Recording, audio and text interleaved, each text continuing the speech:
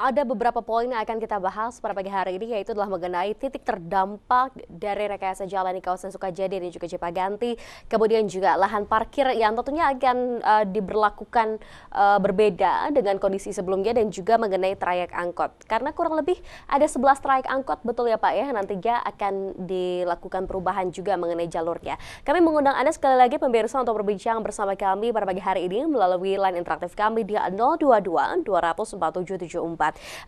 Pak Ridwan dan juga Pak Asep, ini mengenai titik terdampak. Kalau kita lihat di kawasan Sukajadi dan juga Cipaganti ini banyak jalan-jalan yang mungkin bukan jalur utama seperti kawasan Jalan Jurang, Jalan Cemara, atau mungkin Jalan Bosya. Nah, ini pengawasannya seperti apa untuk di jalan-jalan tersebut? Silakan Pak. Baik, untuk jalan-jalan terdampak yang jalan-jalan akses atau jalan minor, untuk Jalan Cemara masih dua arah. Masih dua arah ya? Untuk Jalan Jurang itu satu arah ke bawah dan Jalan Bosa, tapi maaf ke atas. Untuk Jalan Jurang ya, Jalan Bosanya ke bawah. Namun ada dampak untuk angkutan kota itu yang biasanya lewat Jalan Jurang mungkin ini masih opsional bisa masuk Jalan Jurang atau masuk Cipaganti. Seperti angkot kalau tidak salah. Cimindi Sederhana. Cimindi Sederhana. Ya, misalnya kalau ada itu ada alternatif Jalan Istana Sukajadi itu, tapi itu jalan perumahan. Kalau memungkinkan mungkin angkot Sederhana Cimindi itu dimasukkan ke sana. Alternatif. Terus untuk lokasi-lokasi parkir mungkin ya yang terdampak. Mungkin di jalan Pasir Kaliki itu akan dihilangkan, diupayakan dimasukkan ke Rumah Sakit Hasan Sadikin. Dan di Jalan Sukajadi depan pertokoan ini digunakan satu lajur, satu sebelah sisi sebelah kiri sampai sebelum PPJ. Oke, baik. Jadi ada beberapa jalur akses begitu ya, yang nantinya akan menjadi titik terdampak seperti tadi Jalan Cemara, kemudian Jalan Bosya, Jalan Jurang, kemudian ini memang tampaknya perlu ditinjau kembali karena banyak angkot yang memang seringkali lewat sana ya Pak ya. Oke, baik. Ini juga jadi informasi penting untuk warga Bandung yang mungkin sehari-hari menggunakan transportasi angkutan kota atau angkot begitu. Selain itu juga tadi mengenai parkir ya Pak ya, memang titik yang dilihat cukup banyak warga yang parkir adalah di dekat RSAS, betul ya? Nah, ini dari pihak kepolisian sendiri nantinya antisipasinya seperti apa? Dikhawatirkan akan ada parkir liar apabila masyarakat merasa bahwa jalur parkirnya sehari-hari akhirnya tidak diperbolehkan untuk parkir kembali begitu. Seperti apa Pak? Baik, kita akan mengefektifkan tim Gakum. Jadi bagi parkir liar kita akan melakukan mulai dari penempelan stiker sampai penggembosan ban. Akan ada upaya tersebut ya agar tidak ada parkir liar. Dan untuk di depan RSAS saja Pak, ini parkir yang tidak boleh lagi atau bagaimana?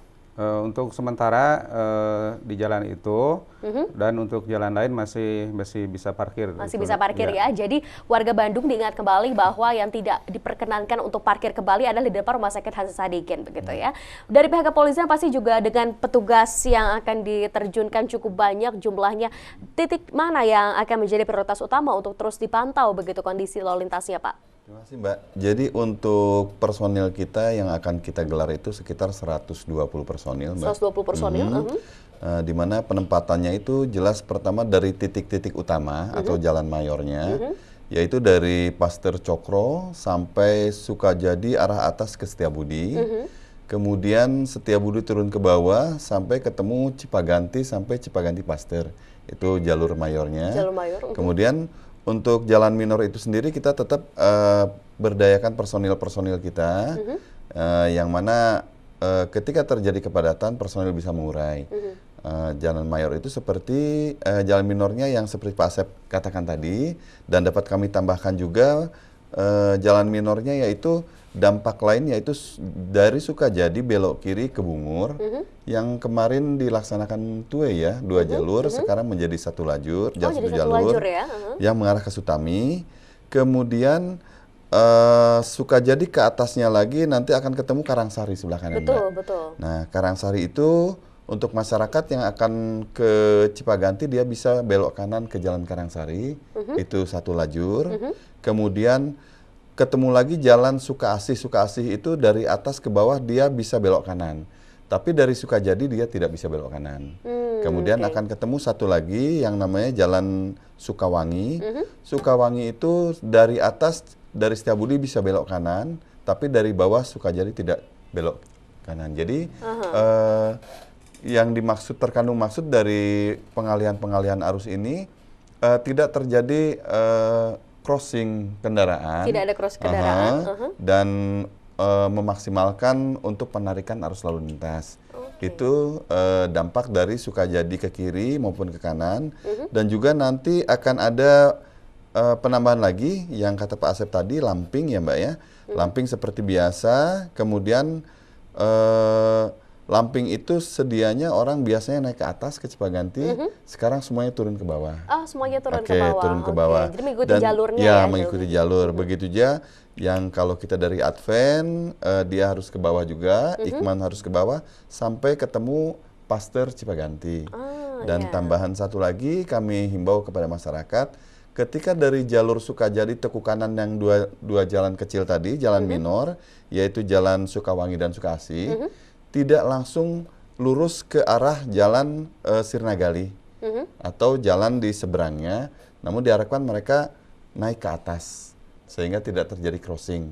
Seperti itu tambahannya Mbak. Baik, dan seperti yang kita tahu, warga Bandung juga pasti sangat hafal bahwa di sekitar Jalan Sukajadi dan Cipaganti ini banyak sekali pusat perbelanjaan, ada yang cukup ramai, ada rumah sakit, dan lain-lain. Nah, koordinasinya dengan pihak-pihak tersebut sejauh ini seperti apa dengan rekayasa jalur tersebut, Pak? Kita sudah mengundang pada saat rapat forum LAJ, kita sudah mengundang PPJ, manajemennya, terus juga Jogja yang Cemara itu, terus juga Rumah Sakit Hasan Sadikin, Rumah Sakit Advent, kita sudah urun rebuk di rapat forum LLAJ. Pada prinsipnya mereka juga menyetujui rencana ini, hanya perlu dilakukan sosialisasi secara masif. Sosialisasi lagi kepada para pengunjung, begitu ya. Dan juga yang menarik adalah mengenai trayek angkot, karena kurang lebih ada 11 trayek angkot yang akan mungkin terkena sedikit dampak dari rekayasa jalan ini, begitu ya. Kita masih akan terus membahas mengenai tema perbincangan kita pada pagi hari ini. Tetap bersama kami di Ajus Jabar, kami akan segera kembali untuk Anda.